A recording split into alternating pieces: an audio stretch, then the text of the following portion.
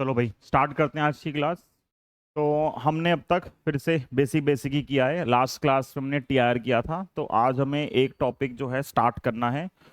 Topic है refraction through prism. ठीक है। तो प्रिज्म हमने पहले सुना हुआ है 10th क्लास के अंदर। 10th क्लास में हमने एक्टिविटीज की फॉर्म में प्रिज्म के थ्रू रिफ्रैक्शन पढ़ा था और थ्योरी का भी पार्ट था। और जिस टाइम पे हम यहाँ मतलब स्टार्ट करते हैं उस टाइम तक बच्चे स्कूल में वैसे भी प्रिज्म का जो एक्सपेरिमेंट है वो कर लेते हैं। ठीक है। मोस्टली तो ऐसा होता है कि जब हम स्टार्ट करते हैं थ्योरी के अंदर बच्चों को थोड़ा बहुत एक्सपेरिमेंटली आता होता है कि उन्होंने परफॉर्म किया है इसको। ठीक। तो पहले डिस्कस करते हैं थोड़ा सा, फिर आएंगे डायग्राम के ऊपर। जो प्रिज्म है जो हम डिस्कस करते हैं ट्रायंगुलर प्रिज्म। हम जो 12th में जो मेजर क्वेश्चंस हैं वो हैं ट्रायंगुलर प्रिज्म के ऊपर। तो एक प्रिज्म है ट्रायंगुलर। ठीक है, कुछ ऐसा प्रिज्म है, या इसको कुछ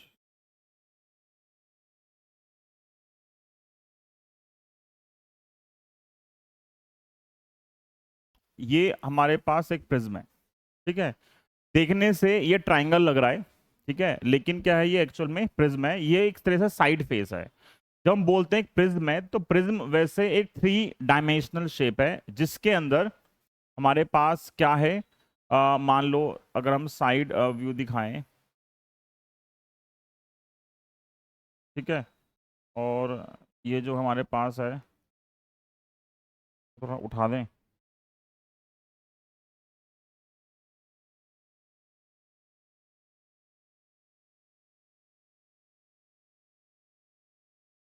ठीक है। और क्या आएगा, इधर उठेगा, इधर, इधर।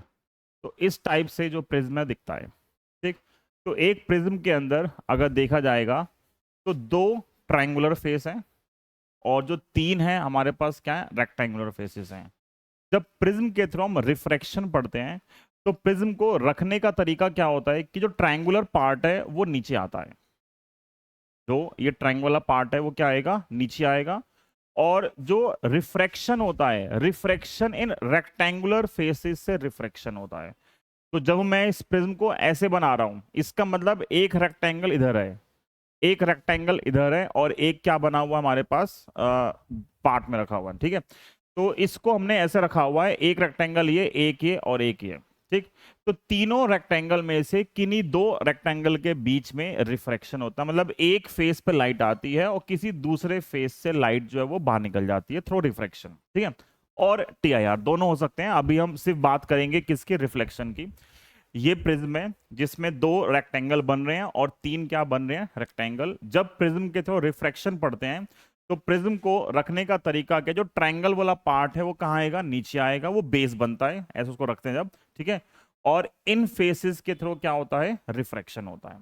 तो जब मैं इस प्रिज्म को बनाऊंगा, डायग्राम बनाऊंगा प्रिज्म का, तो मान लो मैंने जो है एक केस चूज किया। मैं अभी चूज कर रहा हूं कि जो डायग्राम है यहाँ,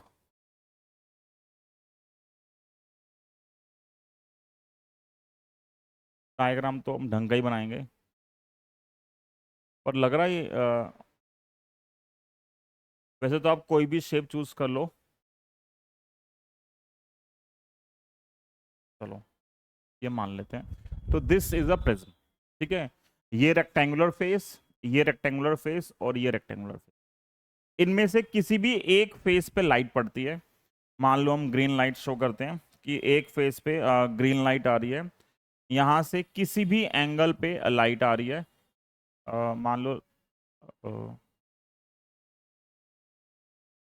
यहाँ से जो लाइट है वो आ रही है ऐसे।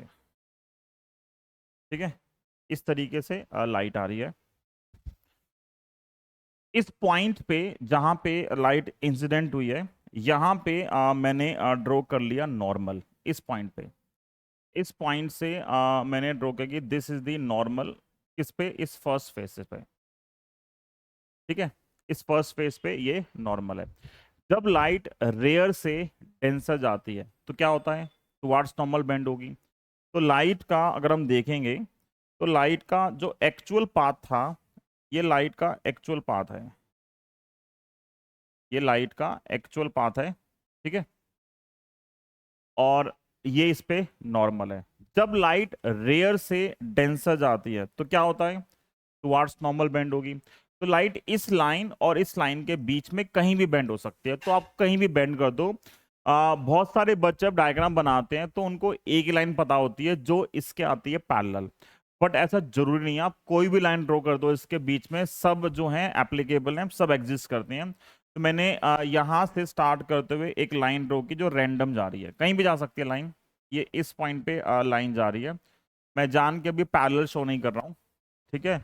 लग रही है पैरेलल है, ऐसा नहीं है पैरेलल, ठीक है, ऊपर जा रही थोड़ी सी। इस पॉइंट पे लाइट में फिर से क्या होगा, रिफ्रैक्शन होगा। लाइट में रिफ्रैक्शन होगा तो मुझे पहले यहाँ पे ड्रॉ करना पड़ेगा इस पॉइंट पे नॉर्मल कहाँ आएगा। तो यहाँ नॉर्मल ड्रॉ किया इस पॉइंट पे। ये लग रहा है नॉर्मल है, नहीं ये लग रहा है नॉर्मल है। तो ये इस पॉइंट पे नॉर्मल है, और लाइट जब डेंसर से रेयर जाएगी तो क्या होगा, अवे फ्रॉम नॉर्मल। तो यहाँ से जो अवे आएगा लाइट का वो आएगा इधर कहीं।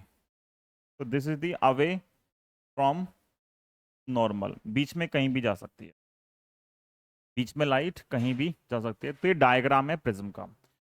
अगर मैं इस रे को पीछे एक्सटेंड कर दूं कहीं पे, बस डायग्राम बन जाए सही सा, पकड़ ले रे, चलो चल जाएगी रे। तो मैंने इसको पीछे एक्सटेंड कर दिया, तो पीछे एक्सटेंड करने से मेरे पास जो है ये डायग्राम बन गया। तो अब इसमें क्या दिख रहा है मुझे, इसमें मुझे दिख रहा है कि लाइट यहां से आई, तो प्रिज्म पहले इधर गई और फिर इधर आ गई। लाइट जो है इधर इधर और इधर, लाइट का ये एक्चुअल पाथ था। और लाइट जब प्रिज्म से पास हुई तो लाइट इतने एंगल से डेविएट हो गई, मतलब इधर जा रही थी और after passing through prism light यहां चली गई। तो लाइट में इतने एंगल का डेविएशन हो गया। जो लाइट सीधी जा रही थी वो लाइट इतने एंगल से डेविएट हो गई। तो जो डेविएशन आता है प्रिज्म के अंदर, हमें बेसिकली यही निकालना होता है कि एक प्रिज्म जो है एक लाइट को कितने एंगल पे डेविएट कर सकता है। और ये जो डेविएशन है जो प्रिज्म कर रहा है ये किस किस चीज पे डिपेंड करता है, ये हमें निकालना है, ठीक है। तो ये हमारा जो है पार्ट है। जिन दो फेसेस के बीच में रिफ्रैक्शन होता है, जैसे लाइट यहां से आई और यहां चली गई, तो इन दोनों के बीच में जहां रिफ्रैक्शन होता है उस पॉइंट का नाम होता है ए, जिसको हम बोलते हैं एंगल ऑफ प्रिज्म। तो यहां पे जो ए है, A is called angle of prism, और एंगल ऑफ रिफ्रैक्शन भी बोल देते हैं प्रिज्म का। जिन दो फेसेस के बीच में रिफ्रैक्शन होगा वो हमारे पास क्या है, एंगल ऑफ प्रिज्म, ठीक है। मान लो रे ये दे रखी है, आपको ये एंगल दे रखा है, तो पहले यहां से ये निकालोगे और फिर सॉल्व करोगे, ठीक है। यहाँ पे मुझे अब सारे जो सिंबल डायग्राम बने हैं, इतने सारे एंगल, इन सब एंगल को नेम देना है, ठीक। तो नेमिंग में हम क्या कर लेते हैं, मान लो वैसे तो वाइट ही सही है। ये जो एंगल है पहला, ये एंगल है I1, ठीक है। जिस एंगल पे लाइट होती है इंसिडेंस वो I1 है। लाइट I1 के बाद इतने एंगल से लाइट बाहर निकल गई, इस एंगल को बोलते हैं I2 और E। I2 और E।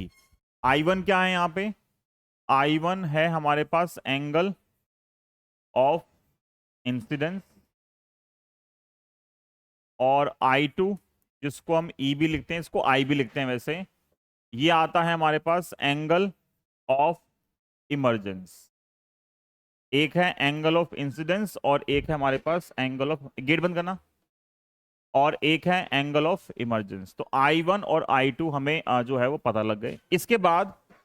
इसके बाद लाइट इतने एंगल से डेविएट हो गई, तो ये जो एंगल आता है इसको हम लिखते हैं डेल्टा, ये लिख दिया डेल्टा।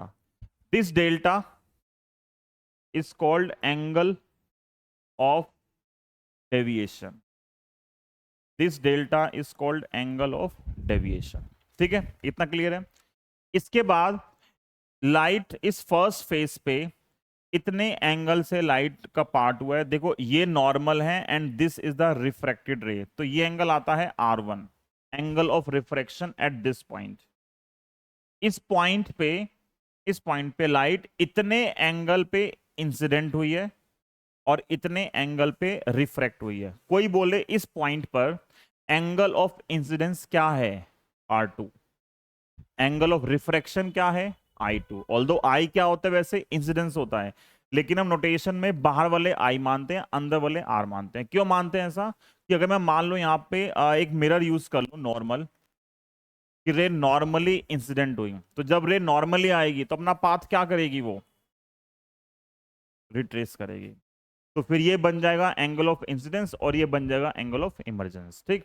बट अगर ऐसा नहीं है मिरर वाला केस, तो तब भी इसलिए हम I1 I2 बाहर मानते हैं, अंदर वाले एंगल क्या है, R1 और R2, ठीक। ये पॉइंट ए, इस पॉइंट का नाम हमने मान लिया L, ये पॉइंट O और ये पॉइंट M, ठीक है। और इस पॉइंट को हमने नाम दे दिया P। तो जो इसकी डेरिवेशन है वो क्या है, बेसिक 10th क्लास के हमें फॉर्मूले यूज करने हैं सॉल्व करने के लिए। One of the easiest most derivation है जो पेपर में 5 मार्क्स में आती है, ठीक है। क्वेश्चन थोड़े टफ हो सकते हैं, लेकिन जो डेरिवेशन का पार्ट है वो इजी है। तो ये डायग्राम आपको जो है बनाना आना चाहिए। डायग्राम क्लियर है, ये आपने बनाया हुआ, वैसे अगर आपने एक्सपेरिमेंट किया है तो ये आपने शायद बनाया होगा। बस हमें अभी तो कंसेप्चुअली इस टॉपिक को डिस्कस करना है। और हमने यहाँ पे कौन सा नहीं लिखा, I1 I2 लिख लिए। R1 क्या है, R1 है एंगल ऑफ रिफ्रैक्शन। कहां पे, डायग्राम के हिसाब से मैं लिख सकता हूं एट L, पॉइंट L पे जो एंगल ऑफ रिफ्रैक्शन है वो हमारे पास क्या है, L है, ठीक है। इतना इतना क्लियर है, ओके। तो अब यहां से एक चीज देखते हैं ट्राई करके।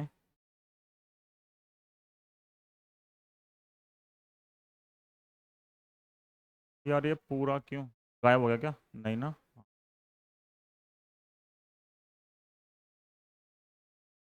क्या जुगाड़ किया जाए इसका।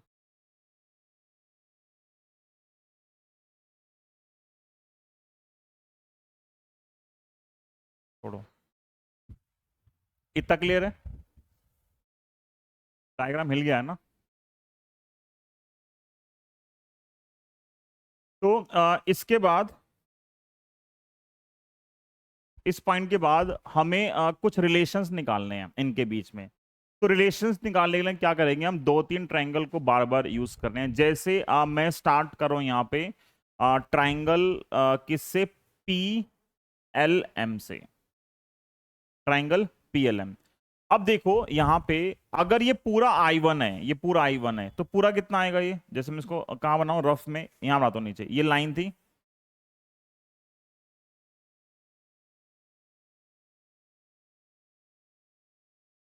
ये लाइन है एक, ये नॉर्मल है, ये रे आई इस एंगल पे, ठीक है।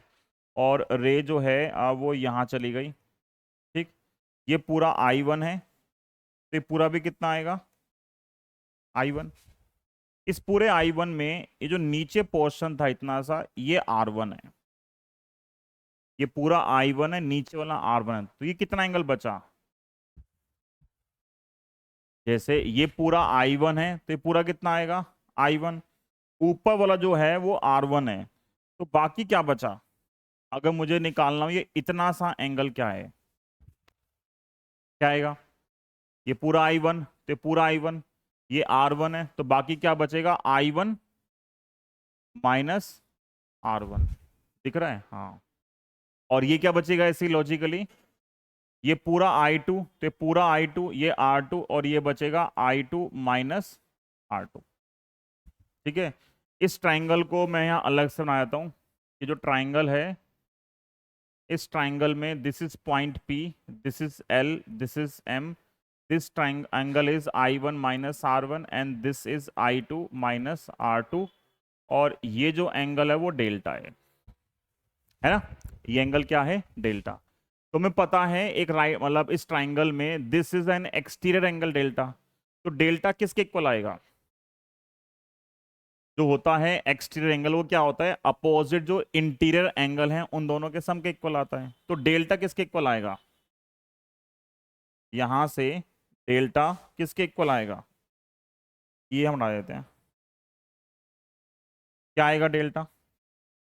अब ट्राइंगल हमने यूज किया पीएलएम, ट्राइंगल पीएलएम के अंदर जो डेल्टा है वो आएगा इक्वल टू इंटीरियर एंगल्स, एक है I1 माइनस R1 और एक है I2 माइनस R2। रीअरेंज किया तो I1 और I2 को इकट्ठा कर दिया, माइनस R1 और R2 को इकट्ठा कर दिया। ठीक है, तो ये मेरे पास जो है वो डेल्टा की वैल्यू आ गई, I1 माइनस R1 और R1 प्लस R2। ठीक है इतना, ओके। तो ये हमारे पास एक इक्वेशन आ गई, फर्स्ट इक्वेशन। ये हमारे पास फर्स्ट इक्वेशन आ गई। अब मैंने क्या यूज किया, देखो नीचे, नीचे ट्राइंगल कौन सा है, ओ एल एम।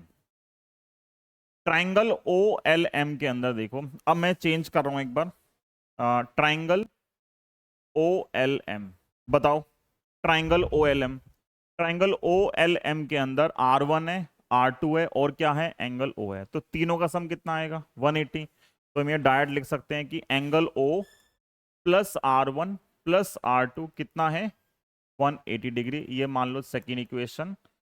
और एक मैंने यूज किया क्वाड्रिलेटरल ALOM, अलोम। ठीक है, ALOM, क्वाड्रिलेटरल अलोम में, इन क्वाड्रिलेटरल ALOM, तो कौन कौन से इसमें एंगल हैं, ए, ये कितना है 90, क्यों, नॉर्मल है। ये कितना है 90, नॉर्मल है। तो A plus 90 plus O plus 90, quadrilateral के चारों का सम कितना आएगा 360। तो हम क्या लिख सकते हैं, angle A plus 90 plus O plus 90 कितना आएगा 360, 90 90 180, वहां जाके माइनस हो गए, तो ए प्लस एंगल ओ कितना आएगा 180। ये थर्ड इक्वेशन आ गई। From 2 and 3, from second equation and third equation, तो ए प्लस एंगल ओ, ये भी 180, ये भी 180, ये आएगा angle O plus R1 plus R2, angle O उड़ा दिया, और ए कितना बचा, R1 प्लस R2। ठीक है, फ्रॉम इक्वेशन 1, फ्रॉम इक्वेशन 1, क्या है इक्वेशन 1, इक्वेशन 1 है डेल्टा कितना है, I1 I2 R1 R2। Delta की जो वैल्यू है, डेल्टा की जो वैल्यू है वो है I1 plus I2 minus R1 plus R2। और मैंने यहाँ प्रूफ किया R1 प्लस R2 कितना है, ए, ये हमें याद करना है, आगे काम आएगा। तो R1 प्लस R2 को मैंने क्या पुट कर दिया, ए, तो मेरे पास ये एक रिलेशन आ गया, third equation. And let's say this is fourth equation and this is fifth equation. और देखो हमने अभी डायग्राम में लिखा है, यहाँ पे डायग्राम में लिखा है I1 I के बराबर है, और जो I2 किसके बराबर है, E के बराबर है। तो I1 को I मान लिया, जहां पे I1 है वो I, जहां पे I2 है वो E, और ये आएगा A। तो this is the expression for delta. तो डेल्टा जो एंगल ऑफ डेविएशन है वो किसके इक्वल आ गया, angle of incidence, angle of emergence minus angle of refraction of prism. ठीक है, तो ये इतना 2 नंबर में आ जाता है पेपर के अंदर कि derive an expression for delta. Delta क्या था, एंगल ऑफ डेविएशन, जितने एंगल से लाइट रिफ्रैक्ट हो गई, मतलब डेविएट हो गई। रिफ्रैक्ट तो 2 जगह हुई है, जो टोटल उसका डेविएशन है वो हमारे पास कितना आ रहा है, डेल्टा आ गया। इतना क्लियर है। तो ये पहला पार्ट है। अब इस पहले पार्ट के बाद जो अगला पार्ट है वो इसके साथ चलता है कॉन्टिन्यूटी के अंदर। तो एक टर्म आती है हमारे पास अगर मैं देखो ये जो डेल्टा है, डेल्टा I1 I2 और ए, कोई बोले कि डेल्टा और आई मतलब एंगल ऑफ इंसिडेंस, इन दोनों के बीच में ग्राफ बनाओ, कैसा ग्राफ आता है। तो डेल्टा और आई का जो ग्राफ आता है, डेल्टा और आई का ग्राफ, आई मतलब एंगल ऑफ इंसिडेंस और डेल्टा मतलब एंगल ऑफ डेविएशन। जब हम आई चेंज करते हैं और डेल्टा मेजर करते हैं तो डेल्टा का ग्राफ कुछ इस तरीके से आता है। ठीक है, डेल्टा क्या आता है, कुछ इस तरीके से ग्राफ आता है। अगर डेल्टा ग्राफ कुछ ऐसे आ रहा है तो देखो यहां पे हमें क्या दिखता है, एक लोएस्ट वैल्यू आ रही है। ठीक है, इस पॉइंट को बोलते हैं डेल्टा एम, और कितने एंगल पे आ रही है, कुछ कॉरेस्पॉन्डिंग एंगल आई होगा जहां पे डेल्टा एम आ रहा है। ठीक, इस डेल्टा एम को बोलते हैं मिनिमम एंगल ऑफ डेविएशन। कि आई बदलते हैं, जब आई चेंज होता है तो आई के बदलने से इनिशियली स्मॉलर एंगल पे क्या दिख रहा है, डेल्टा पहले डिक्रीज कर रहा है, एक मिनिमम पहुंचा और फिर वापस क्या कर रहा है, इंक्रीज कर रहा है। तो हम जब एक्सपेरिमेंट करते हैं 12th क्लास में, तो हम experimentally for different value of i हम डेल्टा मेजर करते हैं, ग्राफ प्लॉट करते हैं, और ग्राफ का यूज करके क्या निकालते हैं, डेल्टा एम निकाल लेते हैं कि इतने एंगल पे लाइट जो क्या हो रही है, मिनिमम डेविएट होगी। किया ना एक्सपेरिमेंट या नहीं किया? किया होगा, किया है, तूने किया है, तुमने, सबने किया है स्कूल में ये प्रिज्म? हाँ, नहीं, एक दो बार किया था, अरे दो बार क्यों कर लिया, एक बार बहुत होता है। तो ये डेल्टा आता है, मतलब डेल्टा है मिनिमम एंगल ऑफ डेविएशन। अब क्या होता है, at at minimum angle of deviation, minimum angle of deviation मतलब ऐसा एंगल जहां पे जो डेविएशन है, जितने एंगल से लाइट रिफ्रैक्ट हो रही है, ये मिनिमम आ जाए। ठीक है, ये एंगल क्या आ जाए, मिनिमम। तो इस मिनिमम एंगल ऑफ डेविएशन पे दो चीजें आती हैं जो हम डायरेक्ट यूज करते हैं। इस डेविएशन पे I1 और I2 दोनों बराबर होते हैं। I1 क्या था, I1 क्या है, एंगल ऑफ इंसिडेंस। I2 क्या है, एंगल ऑफ इमर्जेंस। दोनों क्या आते हैं, इक्वल आते हैं। मतलब जितने एंगल से लाइट आई, उतने ही एंगल से लाइट क्या होगी, रिफ्रैक्ट होगी। दोनों सेम आएंगे। कैसे सेम आएंगे, ठीक है, अगर ये है तो कैसे सेम आएंगे। हम जब पेपर में लिखते हैं तो हम डायरेक्ट यूज करते हैं, इसका कोई वो नहीं है ऐसा एक्सप्लेनेशन, लेकिन हम थोड़ा बहुत रफ में समझ सकते हैं कि मतलब सेम क्यों आएंगे। जैसे देखो, डेल्टा का फॉर्मूला होता है I1 प्लस I2 माइनस ए है। ठीक है, इसको लिखा मैंने ऐसे, I1 को लिखा √I1² और I2 को लिखा √I2²। इस टाइम तक बच्चे ना इंटीग्रेशन भी थोड़े बहुत पढ़ लेते हैं, तो उसमें एक मेथड आता है कंप्लीटिंग होल स्क्वायर मेथड, वैसे 10th में भी सिखाते हैं कंप्लीटिंग होल स्क्वायर मेथड। मान लो मुझे उसको होल स्क्वायर में कन्वर्ट करना है, तो होल स्क्वायर में कैसे कन्वर्ट करूंगा, ये जो √I1 है और I2, मुझे यहाँ पे होल स्क्वायर बनाना है। तो ये है A² और ये है B²। ठीक है, होल स्क्वायर क्या आएगा, A² B² 2AB term, but यहाँ नहीं है 2AB टर्म, तो मैंने क्या किया, खुद से जो 2AB टर्म है वो बना दी। तो 2AB माइनस कर दिया और 2AB ऐड कर दिया और माइनस से चल रहा है। ठीक है, ये आएगा A² B² और 2AB, क्या बन गया, क्या बन गया, √I1 √I2 होल स्क्वायर और 2√I1 और 2√I2 माइनस ए। देखो ए तो फिक्स है, ए तो बदलने से रहा, ये दोनों वैल्यू हमेशा क्या आएंगी, पॉजिटिव आएंगी। अब डेल्टा कब मिनिमम आएगा, डेल्टा कब मिनिमम आएगा, ये सेम चीज हमने भी पढ़ी थी चैप्टर नंबर 7 में, जब हमारे पास z आया था XL minus XC² plus R²। अगर मिनिमाइज निकालना होता है तो किसी भी स्क्वायर टर्म की मिनिमम वैल्यू क्या होती है, 0। ये कब होगा 0, ये टर्म कब 0 होगी, delta is minimum when √I1 is equal to √I2 और I1 is equal to I2। तो अगर I1 I2 इक्वल आएंगे, angle of incidence and angle of emergence equal होंगे, तो डेल्टा क्या आएगा, मिनिमम आएगा। ये करके नहीं दिखाना, हमें डायरेक्ट यूज करना है डेरिवेशन करते हुए कि मिनिमम एंगल ऑफ डेविएशन मतलब जब डेल्टा की वैल्यू डेल्टा m होती है, तो इस पॉइंट पर I1 और I2 दोनों क्या होते हैं, बराबर होते हैं। अब क्योंकि मैंने I1 को I भी माना हुआ है, I1 कितना है, I, तो मैं यहां पे I1 और I2 दोनों को क्या मान सकता हूं, I मान सकता हूं। एंड एंड क्या, एंड अगर I1 I2 बराबर हैं तो कॉरेस्पॉन्डिंग R1 और R2 हैं वो भी क्या होते हैं, बराबर होते हैं। तो मिनिमम एंगल ऑफ डेविएशन पे I1 I2 बराबर है और जो R1 R2 है वो भी क्या है, इक्वल है। जब दोनों इक्वल हैं तो इन दोनों का यूज करते हैं क्या करने के लिए, कुछ डराइव करने के लिए। तो ये पार्ट हम यहाँ नीचे यूज कर लेते हैं, मतलब इसके बाद ऊपर गए थे हम। ठीक, देखो एक तो पार्ट ये है कि A कितना है, R1 प्लस R2, यही है ए। R1 R2 दोनों किसके बराबर हैं? R के बराबर है, तो ए आएगा R प्लस R, कितना हो गया 2R, तो R कितना आ गया A/2। तो मिनिमम एंगल ऑफ डेविएशन पे जो R की वैल्यू आती है वो कितनी आती है A/2। फिर इसी पॉइंट पर डेल्टा का फॉर्मूला क्या था? डेल्टा है I1 प्लस I2 माइनस ए। अगर डेल्टा की वैल्यू I1 I2 माइनस ए है तो डेल्टा मिनिमम डेविएशन पे कितना है? Delta M। जहां I1 है I, जहां I2 है I, और ये कितना आ गया A। इस A को इधर ले गए तो ये बन गया A plus delta M। I और I मिलके क्या बन गए 2I, तो I की वैल्यू क्या आ गई A plus delta M by 2। तो मैंने R निकाल लिया और क्या निकाल दिया?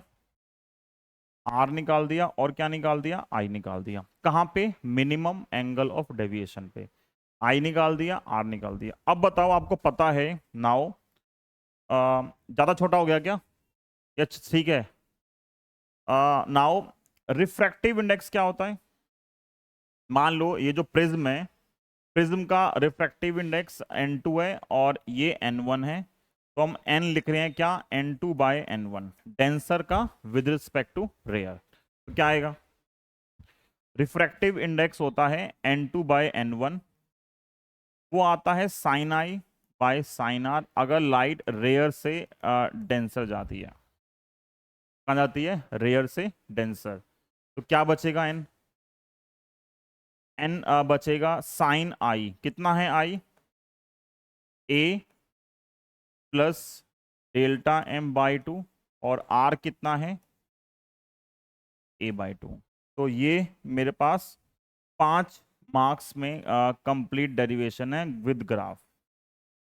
ग्राफ के साथ पेपर में ये निकालने के लिए आता है कि पहले प्रिज्म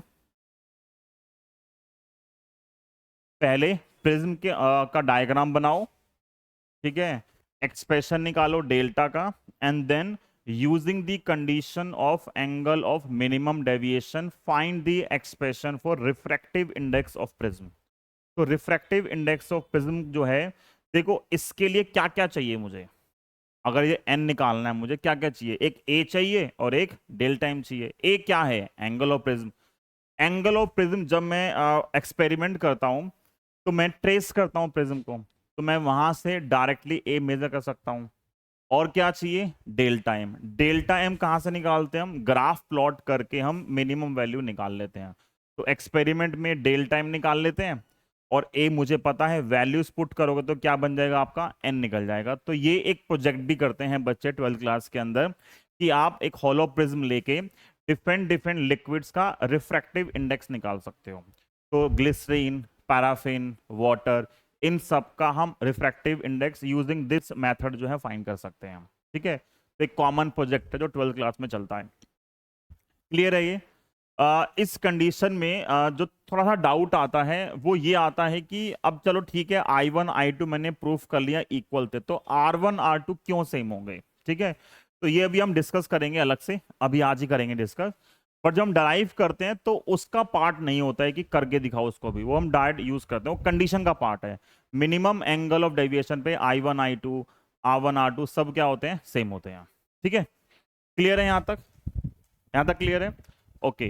तो पेपर में जब भी न्यूमेरिकल आएंगे तो उनमें ये 2-3 फॉर्मूले हैं। एक फॉर्मूला ये, एक फॉर्मूला ये, एक फॉर्मूला ये हो तो क्या सेम ही है? ये दो कंडीशन कब आएंगी? जब मिनिमम डेविएशन की बात करेंगे। तो इस डायग्राम के अंदर जो मिनिमम डेविएशन कंडीशन है वो ये है, these are the minimum angle deviation condition. तो ये इंपॉर्टेंट है। ठीक है, ये जो पार्ट है, this part is important for minimum angle deviation condition. Okay, तो जो प्रिज्म है हमारा पूरा, प्रिज्म की जो थ्योरी है, जितने भी क्वेश्चन है वो सिर्फ इसके बेस पे होंगे, हमें और कुछ नहीं चाहिए। कितना भी डिफिकल्ट क्वेश्चन आ जाए, हमें बस ये कंडीशन यूज करनी है, और विद TIR जो टोटल इंटरनल रिफ्लेक्शन है वो तो आएगा ही, वो तो तुम्हारा पीछा नहीं छोड़ने वाला है। ठीक है, अब इसके बाद क्या है, इसी चीज का एक अप्रोक्सीमेट केस है। ठीक है, वो हर जगह काम नहीं आता। वो हमारे पास जो है वो है अप्रोक्सीमेशन। डेरिवेशन वहीं तक है। अप्रोक्सीमेशन क्या है कि मैंने एट एल और एट एम पे दो कंडीशन पे स्नेल्स लॉ अप्लाई कर दिया। बताओ यहाँ पे एल पे स्नेल्स लॉ क्या होगा? इस पॉइंट एल पे लाइट रेयर से डेंसर जा रही है। जब लाइट रेयर से डेंसर जाती है तो रिफ्रैक्टिव इंडेक्स आता है sine i by sine r. ठीक है। लेकिन जब लाइट डेंसर से रेयर जाती है तो क्या आता है refractive index? Sine r by sine i. ये हमने पढ़ा था, फर्स्ट क्लास में पढ़ा था। आर मतलब एंगल ऑफ रिफ्रैक्शन। बट यहां पे प्रॉब्लम क्या है? देखो यहां पे आर क्या है, इस कंडीशन में क्या आ रहा है? आर मतलब एंगल ऑफ रिफ्रैक्शन। लाइट इधर से इधर जा रही है। जब लाइट इधर से इधर जा रही है तो आर क्या होगा? ये आई क्या होगा? ये नहीं, हाँ या ना? जब लाइट इधर जा रही है तो this is angle of refraction. तो sign r by sine i मतलब ऊपर क्या आएगा? आई टू। साइन आई मतलब आर टू। तो सिंबल चेंज हो गए हैं तो कंफ्यूजन आता है। तो पहले एल पे बात करते हैं। देखो एल पर रिफ्रैक्टिव इंडेक्स आएगा रेयर से डेंसर जाते हुए आता है साइन आई मतलब आई वन, आर मतलब आर वन। ठीक है। एम पे आएगा sine r by sine i. Sine r मतलब एंगल ऑफ रिफ्रैक्शन। इस पॉइंट पे एंगल ऑफ रिफ्रैक्शन कितना है? I two. इस पॉइंट पे एंगल ऑफ इंसिडेंस कितना है? R two. तो ऊपर क्या आएगा? एंगल ऑफ रिफ्रैक्शन जो किसके बराबर है अभी? I two. जो किसके बराबर है अभी? R two. देखने में लग रहा है इंसिडेंस अपॉन रिफ्रैक्शन हो रहा है, लेकिन नहीं। पॉइंट एम पे this is angle of refraction and this is angle of incidence. ठीक है। ये जब हमने चेक किया है कई बार तो नोटेशन बदलने से बच्चे जो हैं ये गलत लिख देते हैं। ठीक है। और जब ये गलत लिखोगे तो जो आगे जो भी पार्ट आएगा अगर आता है पेपर में तो गलत। ठीक। तो देखो वर्ड यूज किया है क्या? अप्रोक्सीमेशन। तो स्मॉल एंगल के लिए जो साइन थीटा होता है that is approximately theta. Small angle के लिए साइन थीटा को मैं क्या लिख सकता हूं? थीटा लिख सकता हूं। तो अगर स्मॉल एंगल है तो sine i one by r one किसके बराबर होगा? I one by r one. और ये किसके बराबर होगा? I two by r two. R one को यहां ले गए तो आई वन कितना आएगा? N r one. I two कितना आएगा? N r two. Using delta जो था वो था i one plus i two minus A. I one की वैल्यू है एन आर वन, इसकी वैल्यू है एन आर टू और माइनस ए। दोनों में से एन कॉमन ले लिया, ब्रैकेट में बचा r one plus r two और माइनस ए। देखो r one plus r two कितना है? ए है। तो इसको वापस ए पुट कर दिया तो एन ए माइनस ए और यहां से डेल्टा कितना आ गया? एन माइनस वन इंटू ए। तो ये फॉर्मूला अप्रोक्सीमेट फॉर्मूला है जो कंसेप्चुअल क्वेश्चन आंसर करने के लिए यूज होता है। ठीक है। यहां से हमें ये दिख रहा है इस फॉर्मूले से कि जो एंगल ऑफ डेविएशन है वो रिफ्रैक्टिव इंडेक्स के साथ डायरेक्टली प्रोपोर्शनल है। और हमें ये पता है रिफ्रैक्टिव इंडेक्स वेवलेंथ के साथ क्या है? डायरेक्टली मतलब इनवर्सली प्रोपोर्शनल है। पता है हमें ये। अब अगर मैं विबग्योर पैटर्न देखूं, अगर मैं देखूं विबग्योर पैटर्न, तो विबग्योर पैटर्न में किसकी वेवलेंथ ज्यादा है? रेड कलर की। वेवलेंथ ज्यादा होगी तो एन क्या आएगा? कम। डेल्टा क्या आएगा? कम। तो रेड कलर का जो डेविएशन है वो वायलेट कलर से क्या है? कम। तो कौन कम डेविएट होगा? Red colour. कौन ज्यादा डेविएट होगा? Violet colour. तो एक प्रिज्म में जब यहां से व्हाइट लाइट आती है, white light consist of 7 colours. Her colour के लिए वेवलेंथ डिफरेंट है। जब वेवलेंथ डिफरेंट है तो सबके लिए डेल्टा क्या आएगा? अलग आएगा। तो जैसे ही ये व्हाइट लाइट इस प्रिज्म पे आएगी तो हर कलर अलग अलग एंगल पे डेविएट होगा इस फॉर्मूले से। तो जैसे ही व्हाइट लाइट यहाँ पे आई, व्हाइट लाइट जो है वो क्या हो गई? 7 कलर्स के अंदर स्प्लिट हो गई। और जिसमें हर कलर का जो डेविएशन है वो क्या है, डिफरेंट है। तो ये अलग डेविएशन पे, ये अलग, ये अलग, सब जो हैं वो अलग कलर पे डेविएट कर रहे हैं। ठीक, यहां से क्या दिख रहा है, किसका डेविएशन सबसे ज्यादा है, ऊपर वाले का, नीचे वाले का, किसका डेविएशन सबसे ज्यादा है, किसका, ऊपर वाले का, नीचे वाले का। अगर मैं इसको ऐसे एक्सटेंड करूं,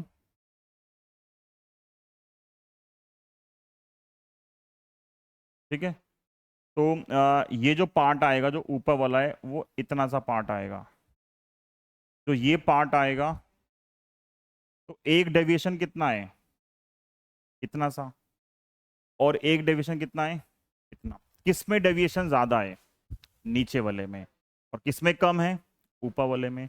डेविएशन किस में कम होगा, रेड कलर में, किस में ज्यादा होगा, वायलेट कलर में। तो सबसे कम कौन सा है, ऊपर वाला, तो ये क्या बनेगा, रेड कलर। ज्यादा किस में है, वायलेट में, तो ये क्या बनेगा, वी कलर। तो विबग्योर जो है वो ऊपर चलता हुआ आएगा। ठीक है, तो जब व्हाइट लाइट 7 कलर्स के अंदर स्प्लिट होती है तो इस फेनोमेना को बोलते हैं हम डिस्पर्जन। बाद में अभी लिखवाएंगे क्लास के अंदर, ठीक है। अभी बस कॉन्टिन्यूटी के अंदर एक बात समझाया है, ठीक है, ब्रीफ में, कि 7 कलर्स के अंदर क्यों स्प्लिट होती है। अगर क्वेश्चन आ जाए कि व्हाइट लाइट क्यों स्प्लिट होती है, तो ये एक्सप्लेनेशन है कि हर कलर के लिए लैम्डा अलग, डेल्टा अलग आएगा, तो जैसी आएगी हर कलर अलग अलग एंगल पे क्या होगा, स्प्लिट हो जाएगा। समझ में आया। तो जो ये जो है इस फॉर्मूले का जो यूज है वो कंसेप्चुअल क्वेश्चन आंसर करने के लिए है कि कलर चेंज करने से डेल्टा बदलेगा। कैसे बदलेगा हम ऐसे बोल देंगे, ठीक है। बोलेगा पहले येलो लाइट थी, कुछ डेविएशन मिला, येलो को रिप्लेस कर दिया ब्लू से, रेड से, ग्रीन से, तो बताओ डेल्टा पे क्या इफेक्ट होगा, कम होगा, ज्यादा होगा, सेम होगा, सब कुछ यहां से आंसर कर सकते हो। कोई भी क्वेश्चन आ जाए सब यहां से निकल जाएगा। ठीक है, समझ में आया। तो ये हमारी जो है वो प्रिज्म की थ्योरी है, ठीक है। अब हमें इसके प्रिज्म के जो हैं कुछ क्वेश्चन डिस्कस करने हैं, जितने हम कर पाए आज। क्लियर है, आसान है। तो ये पेज है थ्योरी के लिए, ये पेज इंपॉर्टेंट है, इसको लिख लिख के याद करो। पेपर के अंदर ये सब डेरिवेशन आती है, और इस साल भी जो आपका हाफ ईयरली एग्जाम था उसमें यही आई थी। हाफ ईयरली एग्जाम में ये सेम पार्ट आया था। आगे करें, ठीक है। अब देखो इसके बाद हमने एक पेज एक्स्ट्रा छोड़ा हुआ था, अब हमें इसकी जरूरत नहीं है।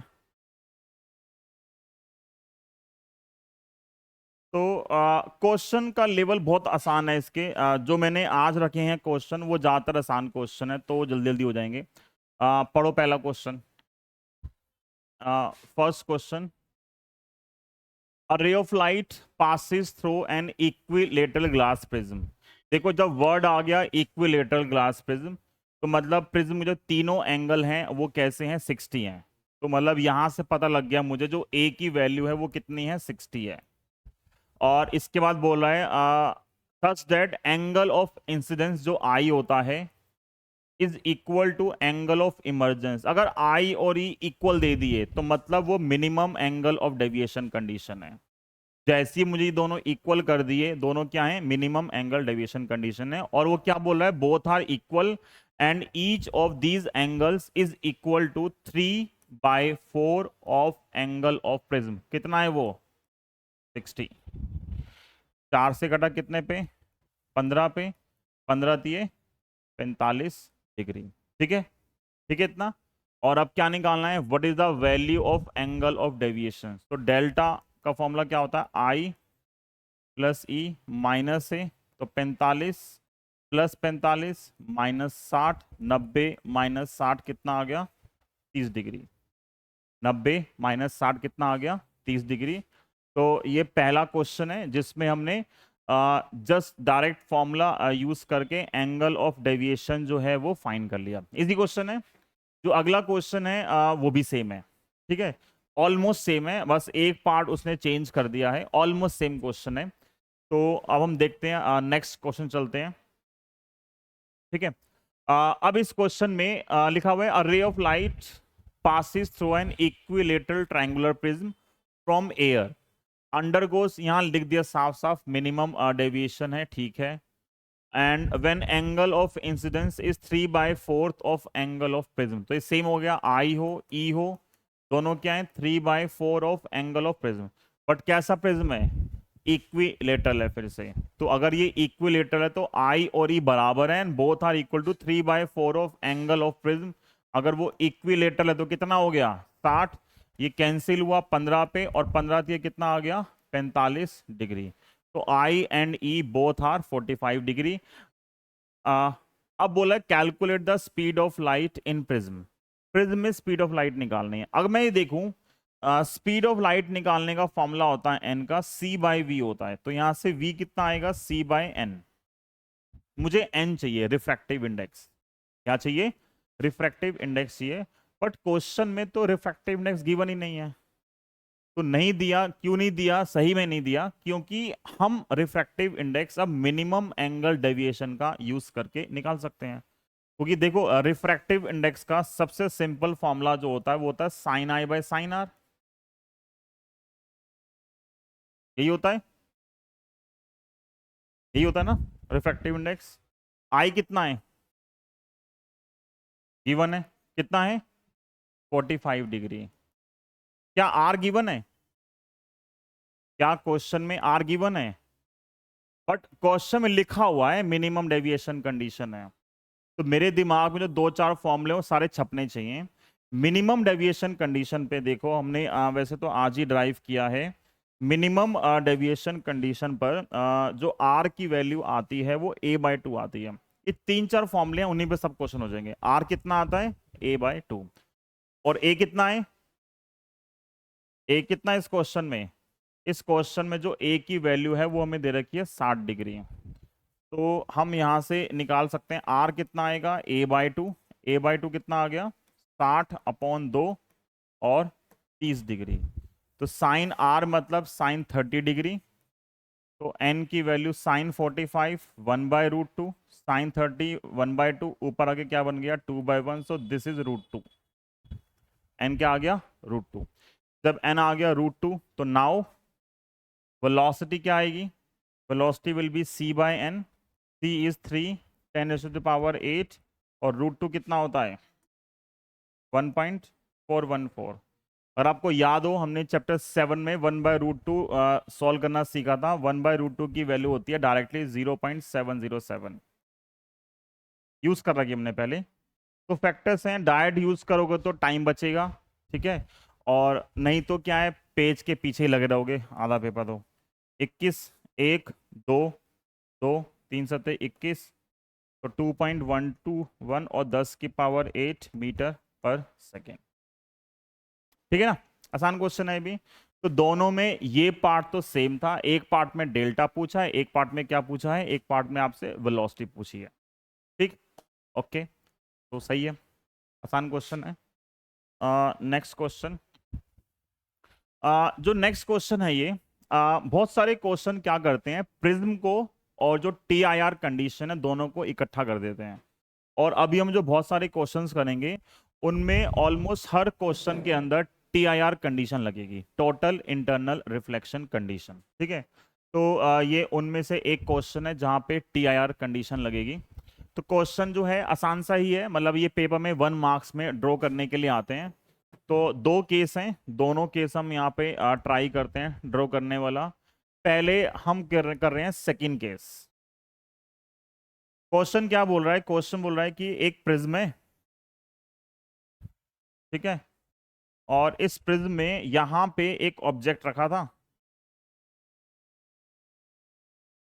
यहां पे एक ऑब्जेक्ट रखा है, और इस ऑब्जेक्ट की थ्रो प्रिज्म इमेज बनानी है, कहां बनेगी, ठीक है, या ये इसकी इमेज कहां बना सकता है।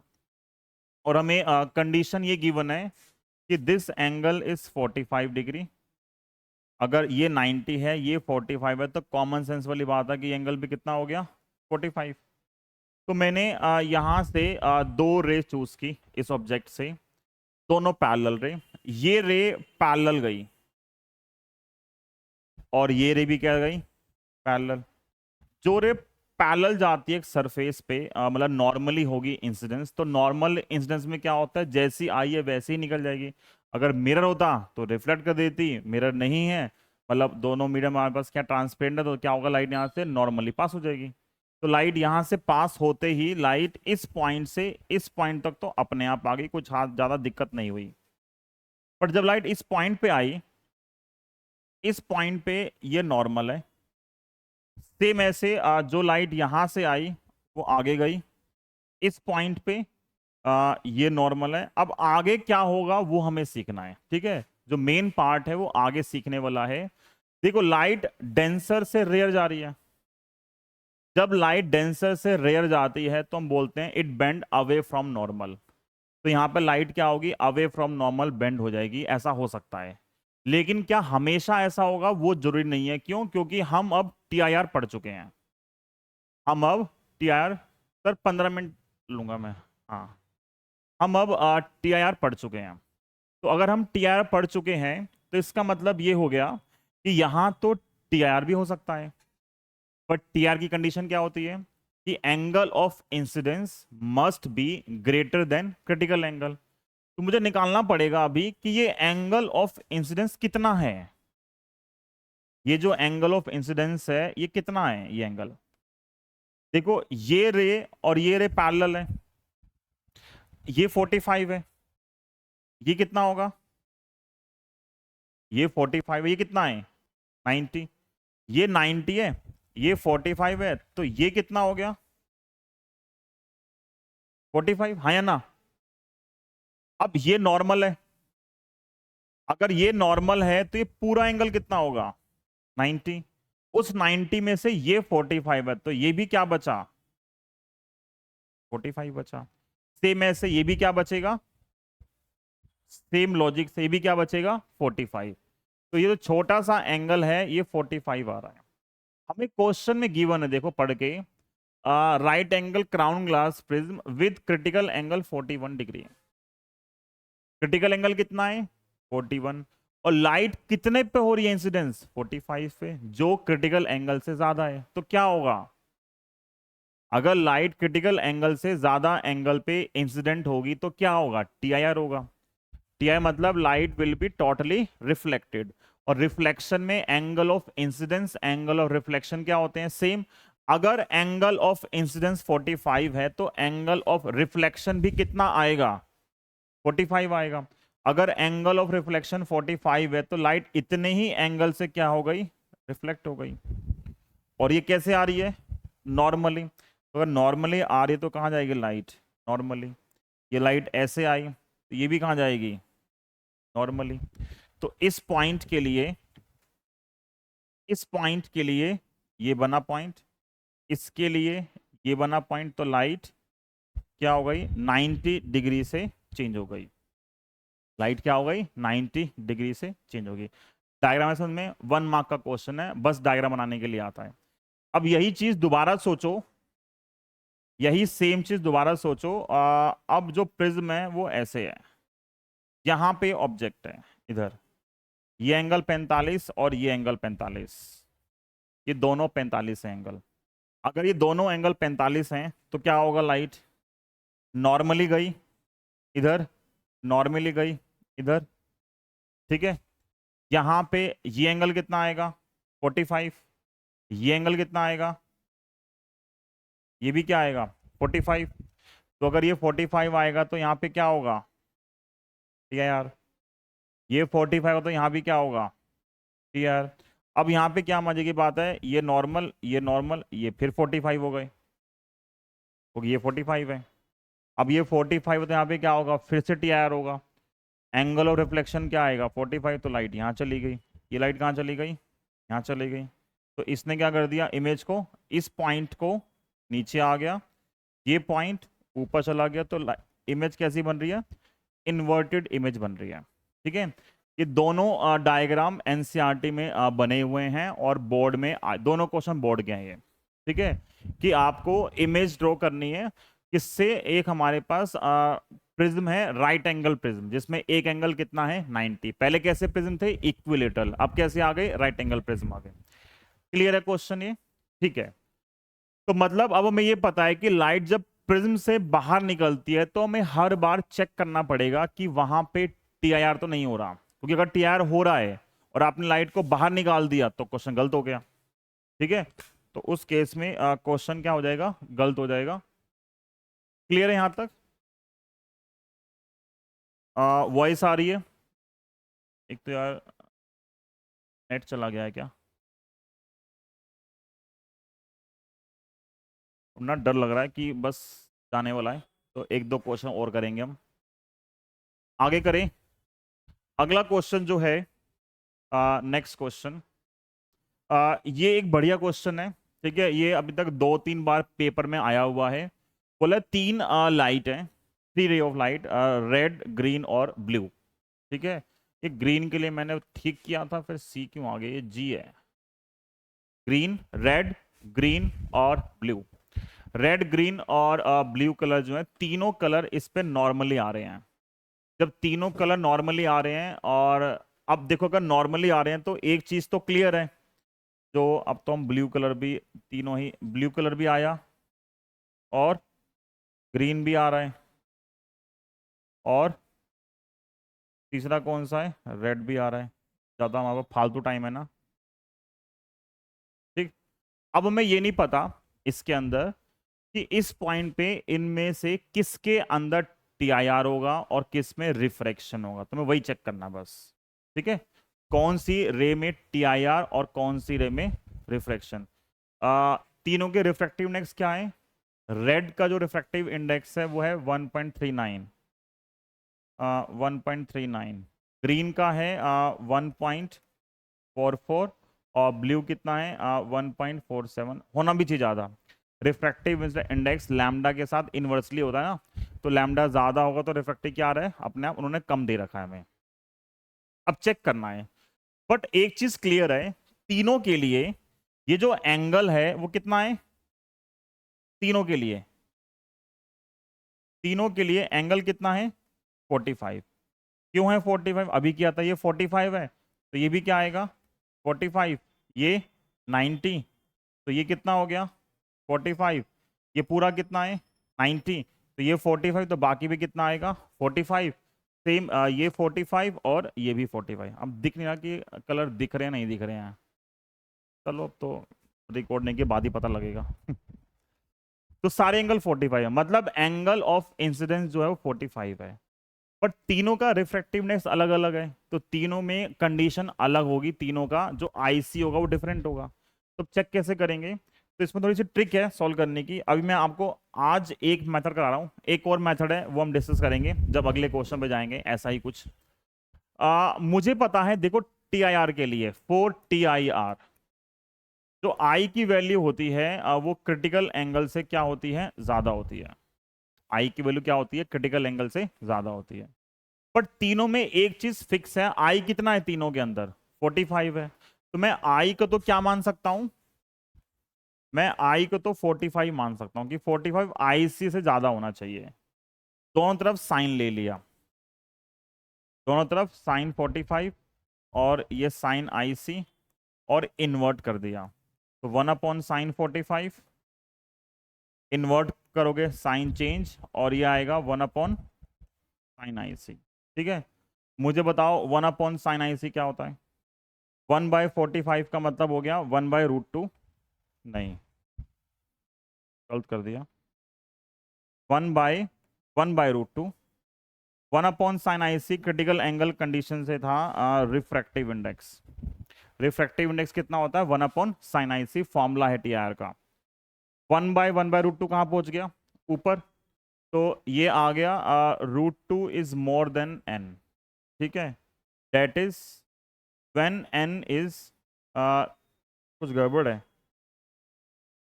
एक गड़बड़ कर दी ना। n की वैल्यू मोर देन क्या आएगी, √2, और मोर देन n है, मतलब n की वैल्यू मोर देन √2 और मोर देन 1.414। अगर रिफ्रैक्टिव इंडेक्स की वैल्यू 1.414 से ज्यादा है तो क्या होगा, TIR। तो बताओ किस किस में होगा TIR, किस किस में TIR होगा। अगर रिफ्रैक्टिव इंडेक्स की वैल्यू 1.414 से ज्यादा है तो 1.414 ना, तो 1.44 1.47 दोनों इससे ज्यादा है, तो इन दोनों में क्या होगा, टी आई आर। और ये कम है तो क्या यहाँ पे होगा टी आई आर, यहाँ नहीं होगा, तो यहाँ पे क्या होगा, रिफ्रैक्शन होगा। तो इसका मतलब जो ब्लू कलर है वो नीचे आएगा, जो ग्रीन कलर है वो भी कहाँ पे आएगा, नीचे आएगा। लेकिन जो रेड कलर है इसमें रिफ्रैक्शन हो रहा है। तो when light goes from denser to rare medium it bend away from normal. ठीक है, तो ये 3 मार्क का क्वेश्चन है पेपर के अंदर, बढ़िया क्वेश्चन है ये। ठीक है, ये कुछ कुछ ऐसे क्वेश्चन होते हैं कि हर बच्चे का दिमाग नहीं चलता है पेपर में न्यू क्वेश्चंस के अंदर। ठीक, तो ये कुछ वैसा ही क्वेश्चन है। ये एक तरीका है, और भी तरीके हो सकते हैं भी, करेंगे डिस्कस। ये अभी हमने एक डिस्कस किया है, क्लियर है यहाँ तक। इसके अलावा और हैं एक दो क्वेश्चन शायद और हो सकते हैं या नहीं है। हाँ, एक ये क्वेश्चन है, ये हमारा जो है आई थिंक अब तो ये लास्ट है, और भी डाले हैं मैंने, नहीं ये लास्ट है आज का। ठीक है, तो एक और तो कर ही लेंगे। तो इसमें इतनी डिफिकल्टी नहीं है क्वेश्चन के अंदर, ये नॉर्मल क्वेश्चन है। पढ़ लेते हैं। अ रे P Q is incident on the face AB of prism ABC as shown in figure emerges from face AC such that AQ और AR बराबर है। ये आधा और ये आधा बराबर है। ठीक है, और दे रखा है ड्रॉ द रे diagram showing the passage of रे through the prism if the angle of prism is 60। देखो ये 60 है और ये बराबर है। ठीक है, ये जो है AQ और AR जो है वो बराबर है। ठीक, तो अगर ये बराबर हैं तो ये भी आपस में क्या होंगे, बराबर होंगे। तो हम निकाल सकते हैं यहाँ से एंगल 60 हमें दे रखा है मेन, और रिफ्रैक्टिव इंडेक्स जो है प्रिज्म का वो कितना है, √3। इसका रिफ्रैक्टिव इंडेक्स कितना है, √3। अब वो यहाँ से बोलना चाह रहा है क्या कि determine the value of angle of incidence and angle of deviation. Angle of deviation का फॉर्मूला होता है I + E - A। ठीक है, एक फॉर्मूला। बट अगर मिनिमम एंगल डेविएशन कंडीशन होंगी तो आई और ये दोनों क्या होते हैं, बराबर होते हैं। तो हमें खैर पता नहीं अभी आई कितना होगा, तो कैसे निकालेंगे वो हमें देखना है। ये 60 है, तो राइट के लिए यहाँ पे नॉर्मल ड्रॉ किया, यहाँ पे नॉर्मल ड्रॉ किया। तो मुझे आई निकालना है, क्या निकालना है, मुझे आई निकालना है। तो क्या करोगे इसके अंदर, अब क्या कर सकते हो, ए क्यू है, ए आर है, और रे डायग्राम बनाना है, और पैसेज ऑफ रे through the prism if the angle of prism is 60 degree and refractive index of prism is √3। Refractive index आपको दे रखा है कितना है, √3। तो रिफ्रैक्टिव इंडेक्स का यूज करके आप क्या निकाल सकते हो, जो प्रिज्म का रिफ्रैक्टिव इंडेक्स है √3, ए क्यू और ए आर बराबर हैं। तो इसका मतलब है कि जो रे है वो कैसे पास होगी, वो डायरेक्टली पास होगी इधर से। मतलब मिनिमम एंगल डेविएशन कंडीशन आ गई फिर से। और मिनिमम एंगल डेविएशन कंडीशन पे आर कितना होता है, अभी लिखा था। मिनिमम एंगल डेविएशन कंडीशन पे आर कितना होता है, A/2। ए कितना है, कितना आ गया, 30। रिफ्रैक्टिव इंडेक्स का फॉर्मूला होता है sin I/sin R। हमें क्या निकालना है, आई। तो यहाँ से sin I कितना आएगा, वो आएगा refractive index into sin R।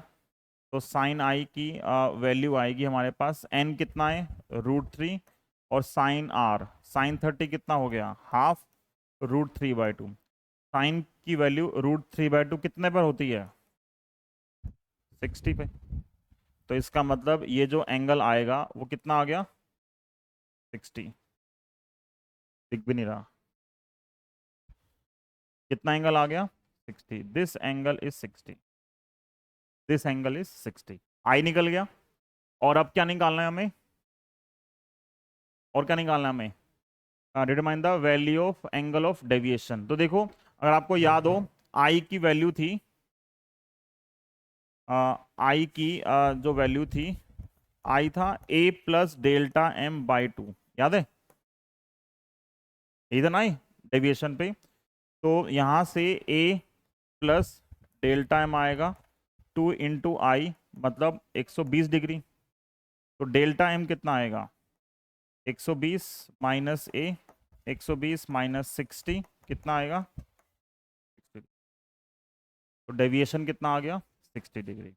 ठीक है, तो जो हमने ये आज अचीव किया है ये लेवल 1 था, ये इस टॉपिक का लेवल 1 है। नेक्स्ट क्लास में जो हम क्वेश्चन करेंगे उसके लिए हमें टीआईआर और जितना हमने आज किया है ये सब टिप पे होना चाहिए, फिर हम और जो बढ़िया क्वेश्चंस हैं वो डिस्कस करेंगे। तो नेक्स्ट क्लास में कोई थ्योरी नहीं है, सिर्फ क्वेश्चन प्रैक्टिस करने हैं, जितने हो जाएंगे। ठीक है, ओके, बाय बाय, मिलते हैं नेक्स्ट क्लास में।